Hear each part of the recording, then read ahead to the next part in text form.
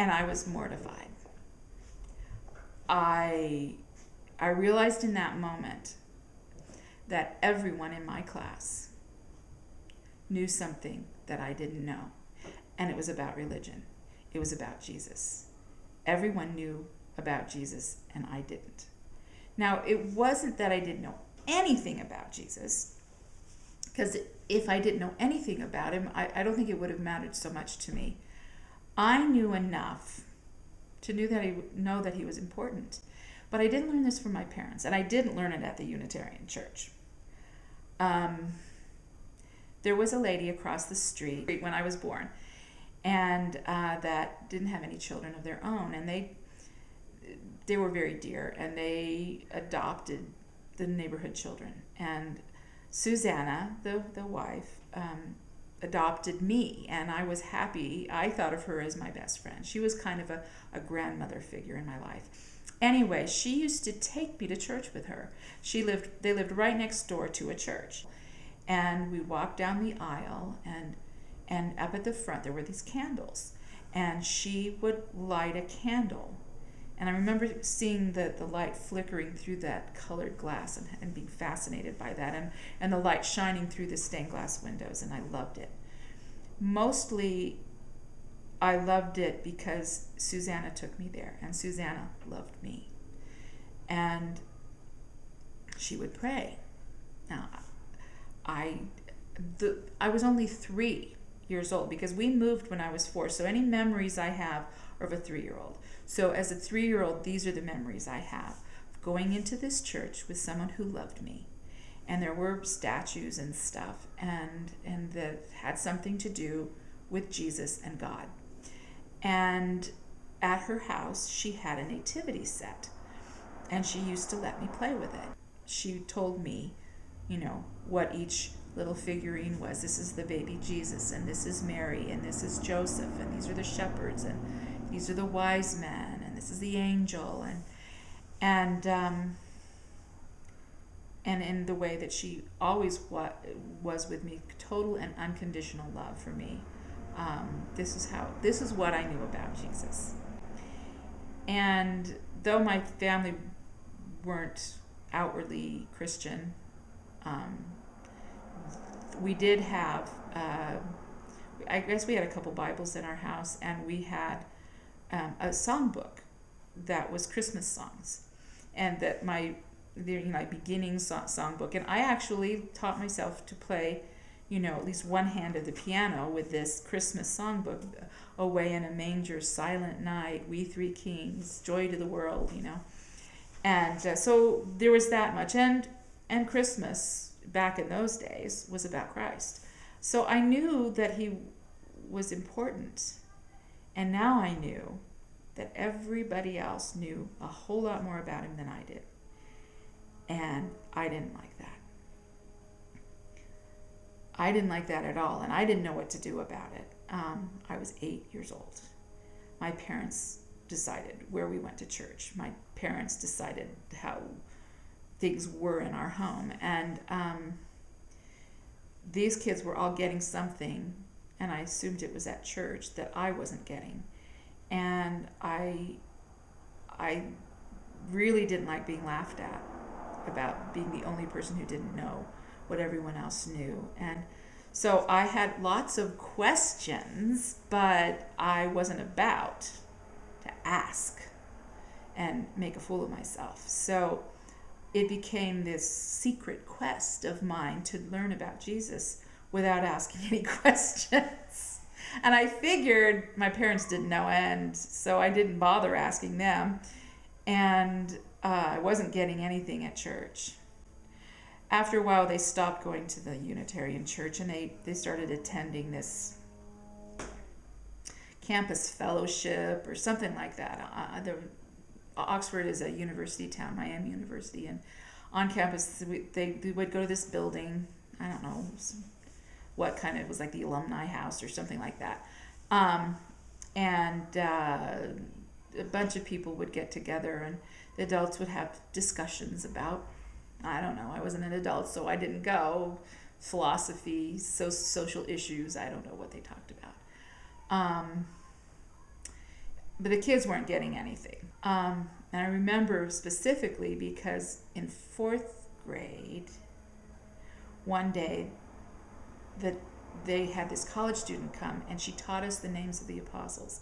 And I remember thinking, I know the names of the apostles. I was so excited. And I was so proud of myself when I learned the names of the apostles. So it was a singular experience. It wasn't typical. Finally, my parents stopped going to any church at all.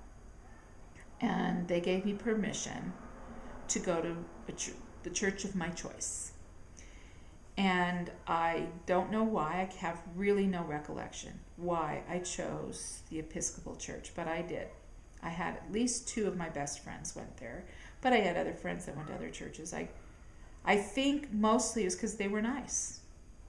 Everybody at church was nice. They seemed to welcome me and be happy that I was there. And I figured if I listened hard enough without asking too many questions to make a fool of myself, that eventually I would kind of catch up. I would learn the things that for the previous 12 years all my peers had been learning, but I hadn't. And so I listened with intensity. I remember taking communion. I mean, you would have to go forward and wait in line and then kneel at this altar thingy, and then the minister would give you a wafer and wine. And I remember thinking, I'd never had wine, and so when I drank it, I felt warm all down my throat and in my chest. And I thought, oh, that's the Spirit. Huh? Kind of Spirit. Not exactly what I was thinking, though. I remember watching an infant being baptized, christened or whatever, and thinking, I wonder if I was christened. I don't think I was, and wondering about that. Never once, I attended faithfully. I attended the main meeting, and then I would go to the Sunday school class for my age group, and then I would go to any, dinners or special events, and they had all kinds of things. And anything that I was allowed to go to, I went to. I sang in the choir. No one explained to me the importance of baptism, they obviously went to the trouble of baptizing babies. Was it important? Did I need to be baptized?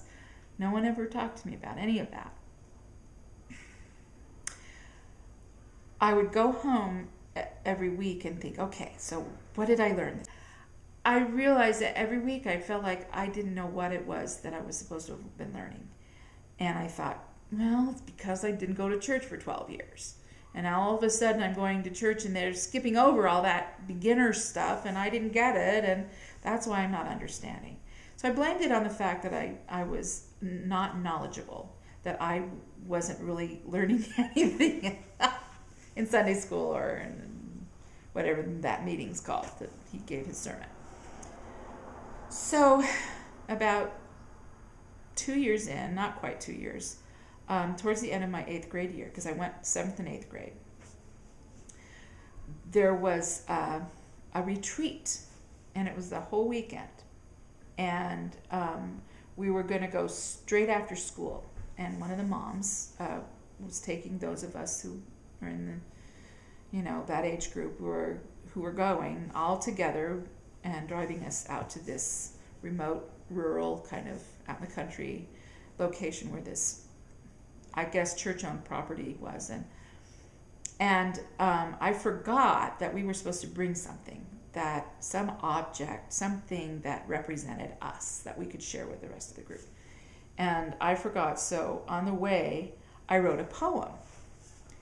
I didn't even have paper. Somebody said, oh, here's a piece of paper, and there's a pencil, and I wrote on this piece of notebook paper with all those little things on the edge that are falling off, and rip it out. It looked really tacky, but I wrote this poem, And I get there, and everybody's got their stuff, and they put it on this table, and at a certain point, after enough people were there, we took everything, we put it on the floor, and we sat in a circle, and we just kind of went in order. Somebody started, I'll start, and then we went in order around the circle, and we'd take our object and we would say, say why we brought it and how this, represents us. And I figured out real quick that I had somehow gotten the totally wrong idea about what this was supposed to be, because my poem was nothing like what everybody else was saying about themselves. Like, I remember an adult brought a teddy bear and said, I brought this teddy bear because it's soft and cuddly and I like to cuddle. And I'm like, huh? And I started feeling really stupid because not one person said anything even remotely religious or spiritual. And I thought this was a spiritual retreat. And so my poem was spiritual. It was all about how I wanted to know God and how I wanted to do His will. So when it got to me, about halfway around the circle, I was like feeling really stupid and didn't want to read my poem. And I was, oh, come on, you can do it. And so I read it, and then everybody else felt stupid because this 13-year-old girl said something more substantive than any of them had, and nobody else had anything to say either. And it just sort of, anyway. Well, it went from bad to worse. That night, by the time all the adults got there, after work, some of them were later, they started drinking. And I had never seen a group of drunk adults before. And I was appalled. I just was like, it's not like my parents never had alcohol, but I'd never seen my parents drunk. And this room full of people that I went to church with were soused, getting drunker and drunker and doing more and more offensive things. Married women slithering up and down other men's bodies that they weren't married to. I just didn't find that very appropriate for a church retreat. And I was so upset. My girlfriend and I were really upset, and her parents were there, but they had gone to bed early. And we went up there and we were like, do you know what's going on down there? Do you know what Mrs. So-and-so just said? And they were just like, oh dear. They had to try to do damage control. And I don't know that they did it, that I was satisfied with whatever they said. I mean, anyway. At some point in time, the minister took us on a walk, a hike, through the woods, and we ended up at this outdoor chapel kind of thing, open air.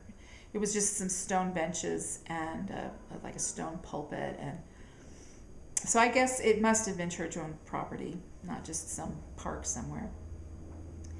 And he said, you know what, I don't really feel comfortable standing in front of you giving a sermon today. Let's just sit in a circle. So we sat on the ground in a circle, and he basically confessed that he was in the middle of a crisis of faith and didn't know which end was up and didn't know if he believed in God or should be leading a congregation and I was like, oh my gosh. For 2 years, I have been going and listening to this man preach at me and come home totally confused because I didn't understand what he was getting at. And I always thought it was my fault that I didn't get anything out of his sermons. And now I know it's because he didn't know what the heck he was talking about. Okay. I said, I don't need this. I'm not coming back. Funny how going to a church retreat would totally turn you off to a church. But I never went back.